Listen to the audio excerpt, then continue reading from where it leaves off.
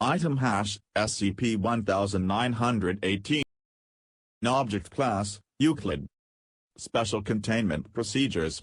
Entrances to SCP-1918-2 have been secured and monitored with constant video surveillance as of 03/05/. The sewage facility containing 3 entrances has been quarantined by Foundation personnel and the entrances themselves have been sealed. Workers previously employed at the facility have been issued amnestics and replaced with Foundation personnel. All other entrances have been permanently sealed with cement.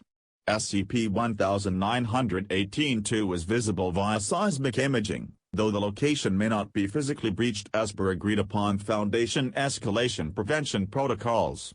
Description: SCP-1918 is an object of unknown composition located in SCP-1918-2. It appears to be a plastic mold attached to a metallic rod, and is usually found moving between hallways in 1918-2.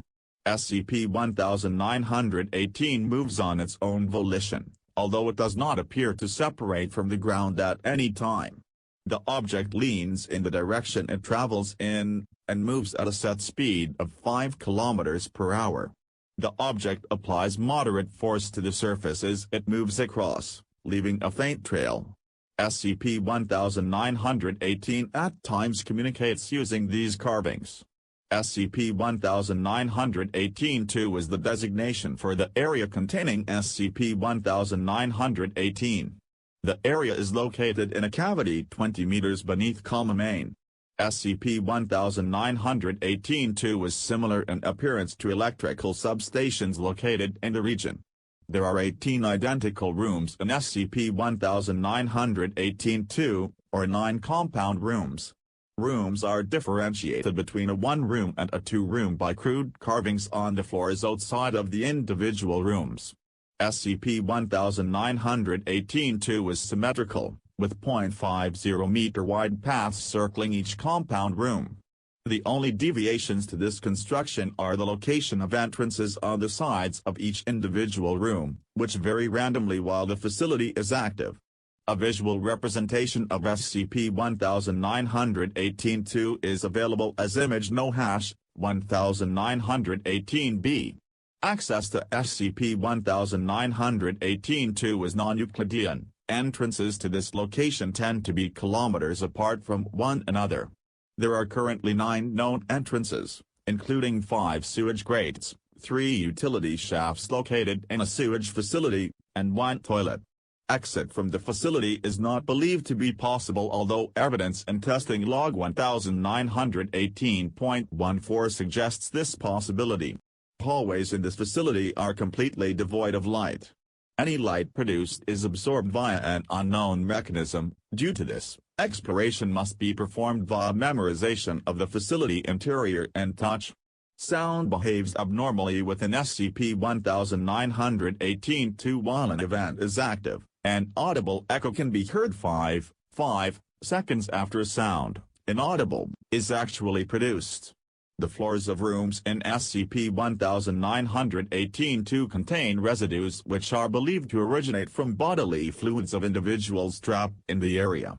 It is not currently known whether or not SCP-1918 and SCP-1918-2 are separate or identical manifestations, as attempts to remove SCP-1918 from SCP-1918-2 have been largely unsuccessful.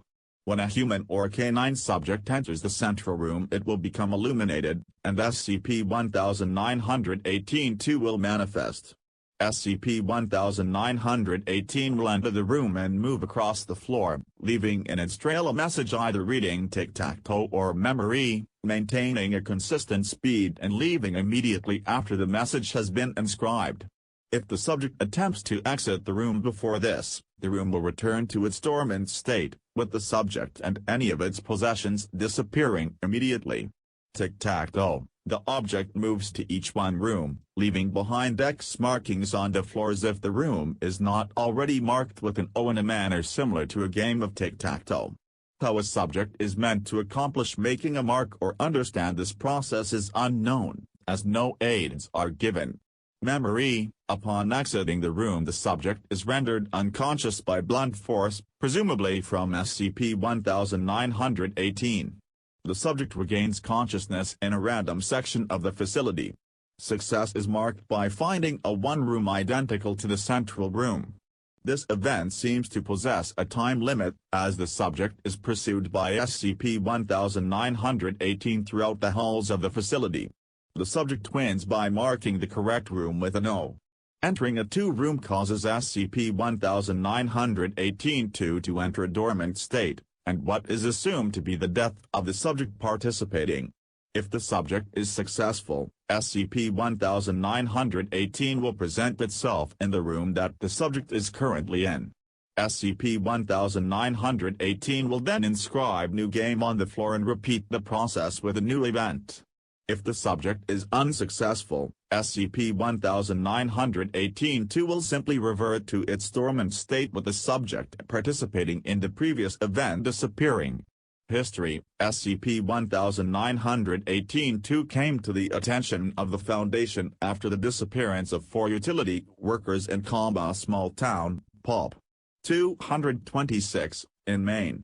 Numerous reports were filed to the local sheriff's department of a metallic scraping beneath the ground, most commonly audible near sewage grates.